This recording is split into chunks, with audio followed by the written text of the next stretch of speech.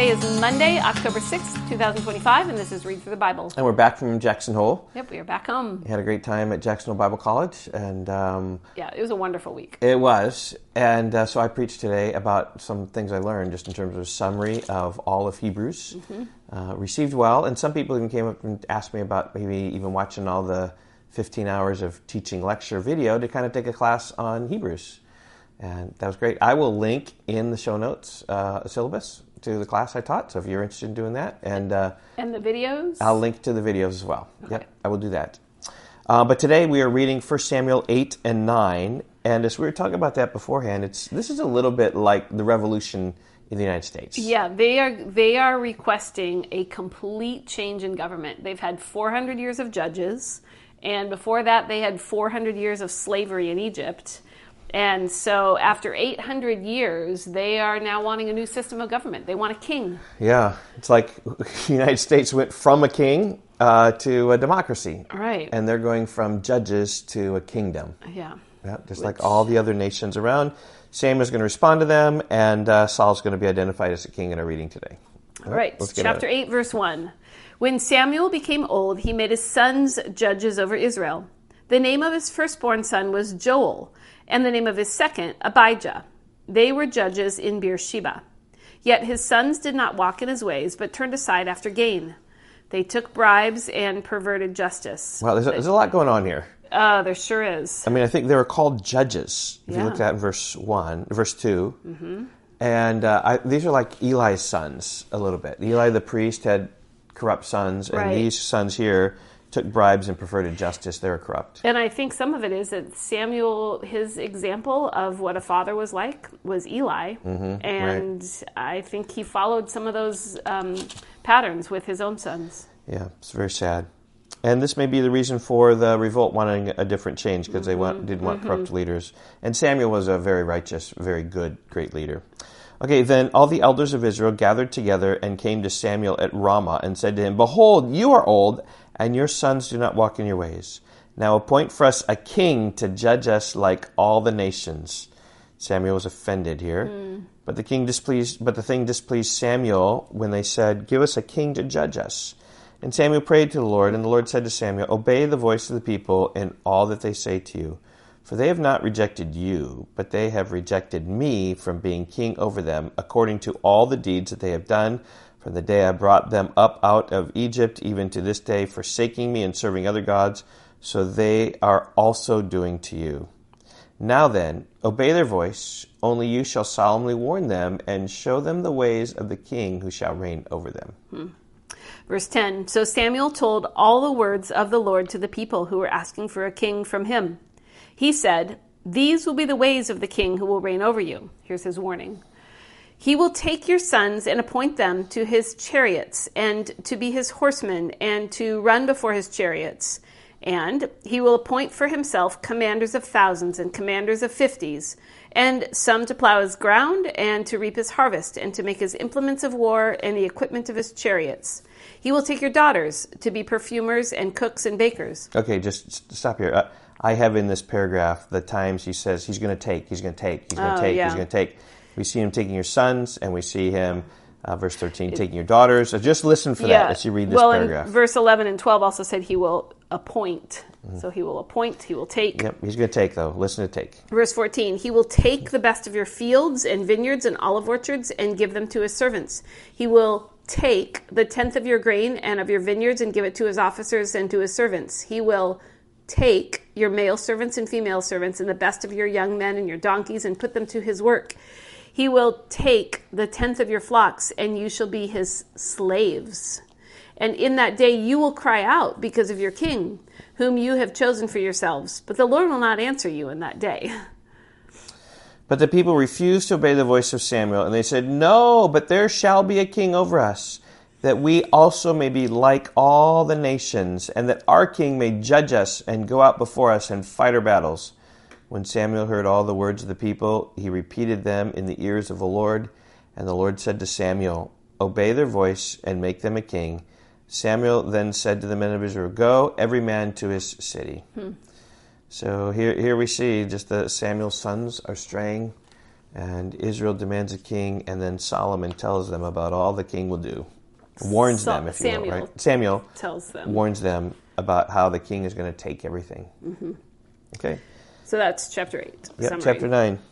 All right, here's chapter 9, verse 1. There was a man of Benjamin whose name was Kish, the son of Abiel, the son of Zeror, son of Bechorath, son of Aphiah, a Benjaminite, a man of wealth. And he had a son whose name was Saul, a handsome young man. There was not a man among the people of Israel more handsome than he.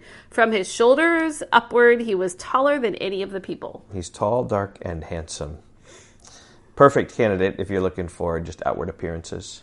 Now the donkeys of Kish, Saul's father, were lost. So Kish said to Saul his son, "Take one of the young men with you, and arise, go, and look for the donkeys." And he passed through the hill country of Ephraim, and passed through the land of Shalisha, but they did not find them.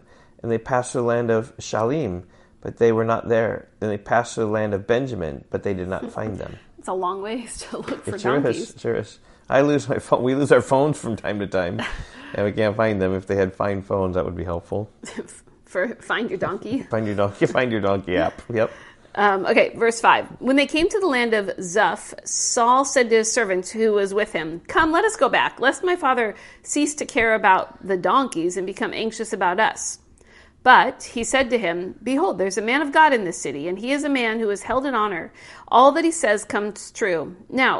So now let us go there. Perhaps he can tell us the way we should go." Then Saul said to his servant, "But if we go, what can we bring the man? For the bread in our sacks is gone, and there is no present to bring the man of God.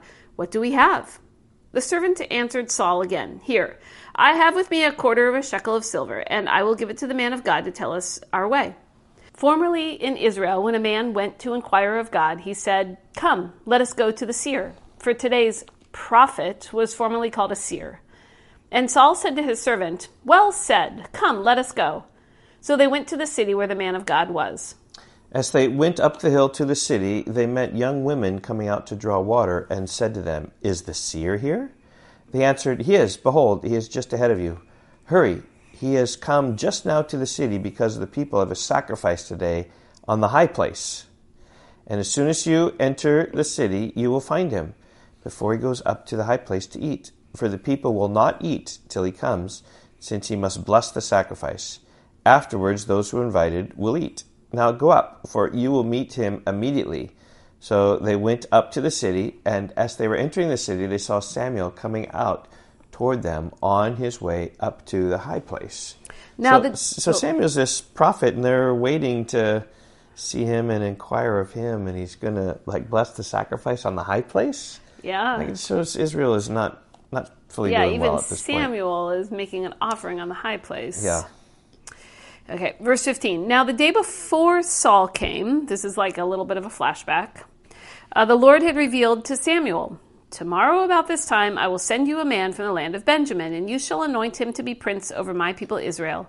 He shall save my people from the hand of the Philistines, for I have seen my people, because their cry has come to me."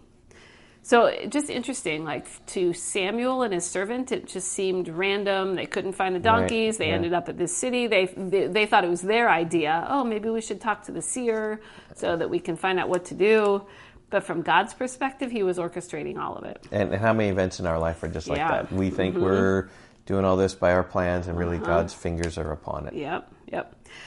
So verse 17, when Samuel saw Saul, the Lord said to him, "Here is the man of whom I spoke to you." I just almost picture him tapping on Samuel's shoulder. Okay, and pointing. Here's the man. He it is who shall restrain my people. Then Saul approached Samuel in the gate and said, Tell me where is the house of the seer?" Samuel answered Saul, "I am the seer. Go up before me to the high place, for today you shall eat with me, and in the morning I will let you go, and will tell you all that is on your mind. As for your donkeys," Saul didn't even ask, Samuel just knew. "As for your donkeys that were lost 3 days ago, do not set your mind on them, for they have been found. And for whom is all that is desirable in Israel? Is it not for you and for all your father's house?" Saul answered, "Am I not a Benjaminite from the least of the tribes of Israel? Remember, they're the smallest tribe because they got wiped out in the Judges. Yep. And is not my clan the humblest of all the clans of the tribe of Benjamin? Why then have you spoken to me in this way? Then Samuel took Saul and his young men and brought them into the hall and gave them a place at the head of those who had been invited, who were about 30 persons. And Samuel said to the cook, "Bring the portion I gave you, of which I said to you, put it aside." So the cook took up the leg and what was on it, and set them before Saul. And Samuel said, "See, what was kept is set before you. Eat, because it was kept before you until the hour appointed that you might eat with the guests." So Saul ate with Samuel that day. And when they came down from the high place into the city, a bed was spread for Saul on the roof, and he lay down to sleep. At the break of dawn, Samuel called to Saul up on the roof, "Up, that I may send you on your way." So Saul arose, both he and Samuel went out into the street. And as they were going down to the outskirts of the city, Samuel said to Saul, "Tell the servants to pass on before us, and when he has passed on, stop yourself for a while, that I may make known to you the word of God." So like all this hospitality and all these things, he hasn't even told him yet that Saul, he would be the guy who would be the king. That comes tomorrow. Yeah, though verse 21 of chapter 9, he's starting to explain something. Or verse 20, I guess. Yeah. And for whom is all that is desirable in Israel? Is it not for you and your father's house? So yeah, very cryptic it seems to me. Yeah, but not just clear starting. what it is. Okay, by way of summary here, just like Saul is out. He's looking for his donkeys and meets Samuel. Uh-huh. Kind of, that's what it is. Okay, we will see you tomorrow. Bye-bye. Goodbye.